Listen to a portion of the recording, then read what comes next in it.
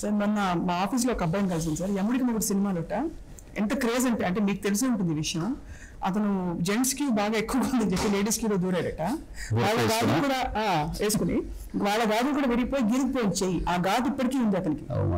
అంటే అంత పిచ్చి చిరంజీవి గారు అంటే అంత ఇది. I mean I don't know if you're aware of the actually aware of stardom you had. నాకు నిజంగా నేను రియల్ గా స్టార్ గా ఉన్నప్పుడు నాకు ఎంత యూఫోరియా, ఎంత అభిమానం ఉంది అన్నది ప్రాక్టికల్ గా నాకు తెలియదు. నేను చదువు చూడలేదు. కానీ ప్రజల్లోకి వెళ్ళటం అనేది మొదలుపెట్టిన తర్వాత వాళ్ళు ఎంతగా ప్రేమిస్తున్నారు, ఎంతగా వాళ్ళు ఆరాధించేవాళ్ళు అనేది వాళ్ళు చూపిస్తుంటే, చెప్తూ ఉంటే, అవన్నీ వింటుంటే నాకు చాలా ఈ జన్మకి అనిపిస్తుంటుంది. అంత అదృష్టం అనిపిస్తుంటుంది. ఎప్పుడైనా ఎనీ రిగ్రెట్స్ సార్ పొలిటికలీ మీరు తీసుకున్న నిర్ణయాలు కానీ? బికాస్ ఇంత stardom you had everything with you, ఇంత అభిమానం ఎప్పటికీ ఉండింది. But at the same time కొన్ని పర్మిటేషన్స్ కాంబినేషన్స్ వర్కౌట్ కాలేదు మీకు. ఎప్పుడైనా వెనక్కి తిరిగి అయ్యో ఆ నిర్ణయం తీసుకుంటే అనిపిస్తుంది? నేను పొలిటికల్ గా రావటం నో రిగ్రెట్స్ ఫీల్ అవటం అనేది మాత్రం no way. I'm feeling it is God given opportunity.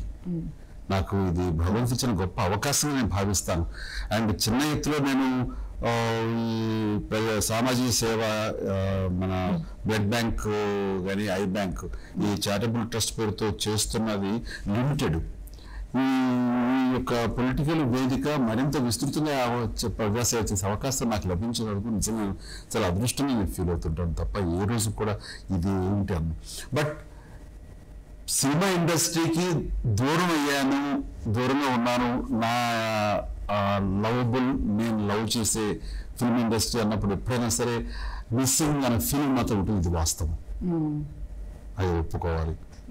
And ఏదైనా కొన్ని సినిమాలు చూసినప్పుడు నేనైతే ఎలా ఉంటాను, నేను చేస్తే ఎలా ఉంటాను, నేను నర్తిస్తే, నేను పోరాడితే అనేది మాత్రం డెఫినెట్గా అనిపిస్తూనే ఉంటుంది.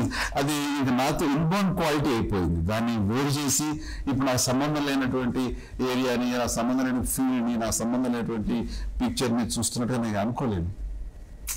అట్లా అంత ఇదిగా పెనవేసుకుపోయిన బంధం సినిమా బంధం ఆ విధంగా అనిపిస్తుంటుంది.